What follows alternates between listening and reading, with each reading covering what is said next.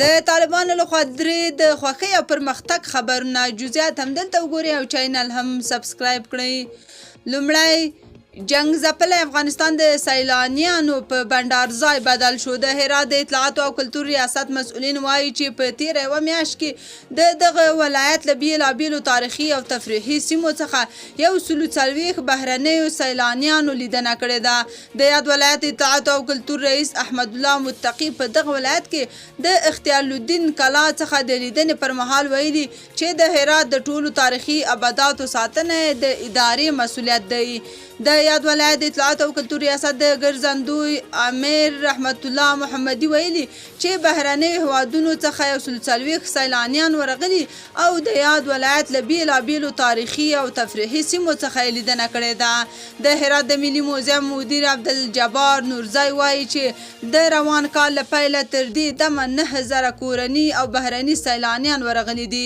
نوموړي وویل چې دوی هڅه کوي د سیلانیانو لپاره لازمې اسانتیاوې برابرې او د ګرځندوی صنعت ته وده ورکړي.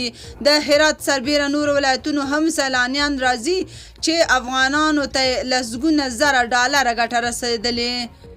دویم ترکی پانګوالو د افغانستان پر کانونو پانګونې ته لیوالتیا ښودلې. د کانونو او پټرولیم سرپرست وزیر د ترکیې د امی اوغلو مرمر شرکت له رئیس رجب مصطفی او د انادولو علماو له رئیس عمر فاروق سره کتلې دي.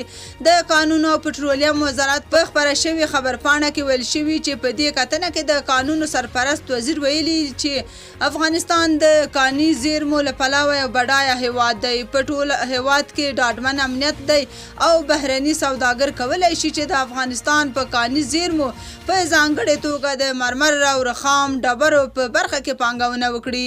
دغه راز د یاد ترکی شرکت رئیس د افغانستان او ترکیې د مشابه قانونو په اړه خبرې کړي او ویلي دي چې شرکت تیل 40 کلونو راهیسې په ترکیه کې د کان کیندنې په برخه کې کار کوي او د رخام او مرمر قانونو په برخه کې چې د افغانستان په هرات او کندهار کې شتون لري پانګونې ته چمتو دی.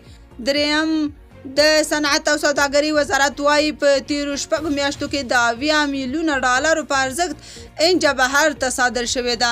د دغه وزارت ویاند وایي چې د افغانستان انجه تر ډیره امریکا، هند، ازبکستان او متحده عربي اماراتو ته صادر شوې ده.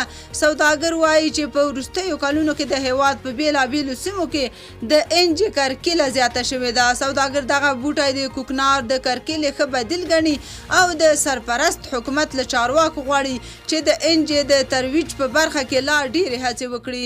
بل پلو د کرنې او مالدارۍ وزارت وایي چې دغه وزارت د هڅو په پایله کې په ټول هیواد کې د انجه کرکیله د تیرو کلونو په پرتله زیاته شوې ده.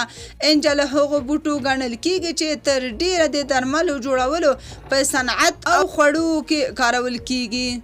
تاسو په دې اړه څه نظر لرئ؟ کومنټ کې شریک او چینل هم سبسکرایب کړئ.